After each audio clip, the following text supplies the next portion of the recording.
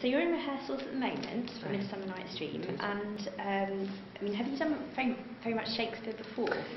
It's a good question. The last bit of Shakespeare I did was it sounds terribly grand, was at Buckingham Palace, funnily enough. I played Lady Capulet for the Queen. That was scary. Yeah. And you know, I trained at RADA, so I've done a lot of that kind of stuff. But it's been a while. I'm getting quite old now, so I don't think I'll be playing Juliet in the next few months. Put it that way. What's this role like? Because you're playing the fairy queen, that's right? Playing the fairy, I played Titania. It's a fabulous part. She's particularly the way it's being done this time round. I think she's characteristically and traditionally played as a fairy, as a queen, as a sort of a noble entity. Yeah. And ours is a bit different. She's more of a sort of a traveller, really. She's very earthy and a bit of a warrior.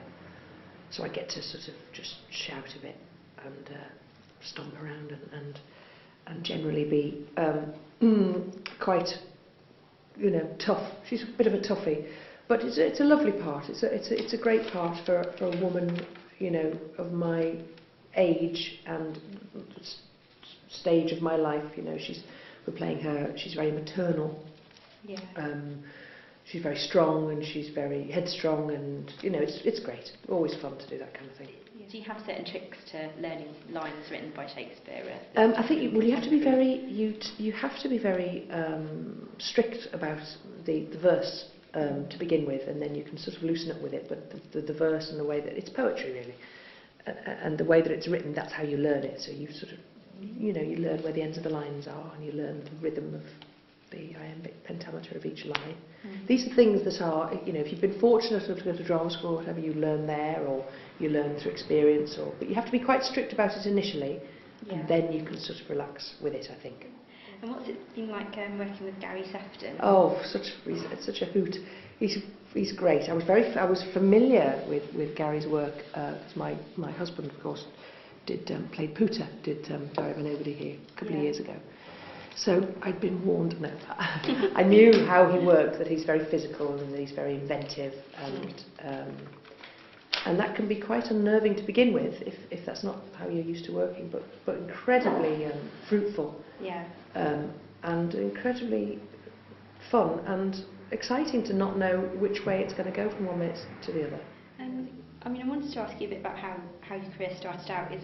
Is acting something that you always wanted to do from a very early age? Well, I come from a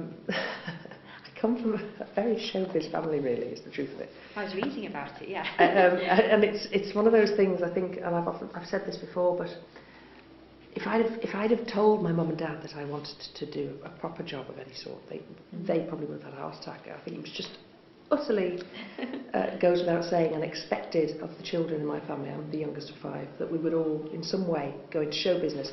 I'm the only one that's sort of gone into straight acting as such. I decided quite early on that I wanted to be taken terribly seriously and that I was going to go to the Royal Academy of Dramatic Art. But my brother is a comedian and TV presenter and does all his stuff. He presents The Slammer, the CBBC. And there's Kate, my elder sister, who many voiced the voice of Spitting Image and voiceover queen that she is, and impressionist really. And my middle sister's a sculptor, and my next sister up is the dark-haired girl in the She Has Wheels commercials, Emma. She's my next sister. She's a singer. And then of course there's my niece Emily, who's Kate's daughter, Emily Atack, who's in the In-Betweeners and who's now a pin-up the world over. Very jealous. Who's doing really, really well. So we're all involved. My dad was in Variety. My mum was a singer. Aren't you a cousin of Paul McCartney as well? Yes. Oh yes, him. Right. In the list. I've never heard of him. What's he ever done? He's my cousin. Yeah. And you're known also for playing in the Royal as well. Yes. Did you meet your husband there? I did. I did. Yeah. I met him what was first. that like working so closely together on that project? It was all we ever knew. It was people used to ask us that and think that must be must be very. People imagine going to work with their spouse every day and thinking that it would drive them mad. But it's all we'd ever known, because we'd met there. It was entirely natural to be at work all day with each other. And it's now stranger to not work with him. I kind of, you know, if he turned up now and was sitting in rehearsals, it would be the most natural thing in the world. I enjoyed it hugely, and because we got to take the kids to work with us, and it was great. I loved it, really loved it. Very, very happy. Well, nearly 10 years of our life. Really, really great fun. You've been in a couple of hospital drama type Yes, pieces. yeah. I mean, is that something that you're kind of like drawn to? Or Well, do you know, yes, I am. You learn when you play a doctor for many years, or a nurse, or I'm sure anyone would say, you develop a genuine interest in the subject. Bob never did. My husband Robert never did. Never remotely interested. But I used to get quite carried away with the details of injections and how to. I remember being taught how to perform a cesarean, and I remember thinking, I could actually perform a cesarean. I can't. I've never tried. And I read also that you've been playing Mrs. Johnston as well in Yes. Blood Brothers. Yes, held 6 months last year. Was that your first musical that you'd done? I've done a musical film. I've never done a Oh, musical. right. I've never done a musical in the West End. That was an experience. That was the most terrifying thing I think I've ever done, actually. You only rehearse for just less than 2 weeks, and the next thing you know, you're in front of hundreds, it feels like thousands of people, packed, you know, Phoenix Theatre. I was the most scared I've ever been, I think, on my first night there. My knees were actually doing this. Yeah. I remember thinking, oh, I'm not going to. And then, of course, like anything, you get used to it. And I loved it. I loved it. Real experience. If only to improve my singing voice. You know, it really, you know, it was great. Do you have any like real ambitions that people perhaps you'd like to work with, or projects you'd like to do that you've not tackled before?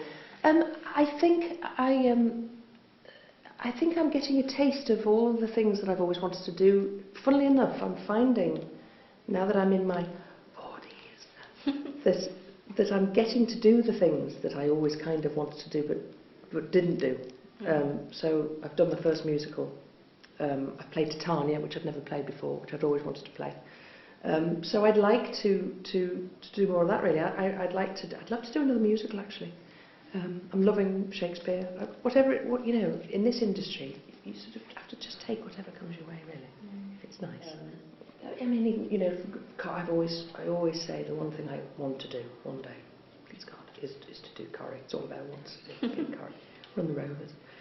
But you know, you think about the really great characters. They're all over 40. You know, it's great. It really is quite liberating. You stop worrying about, you know, how thin you are, and start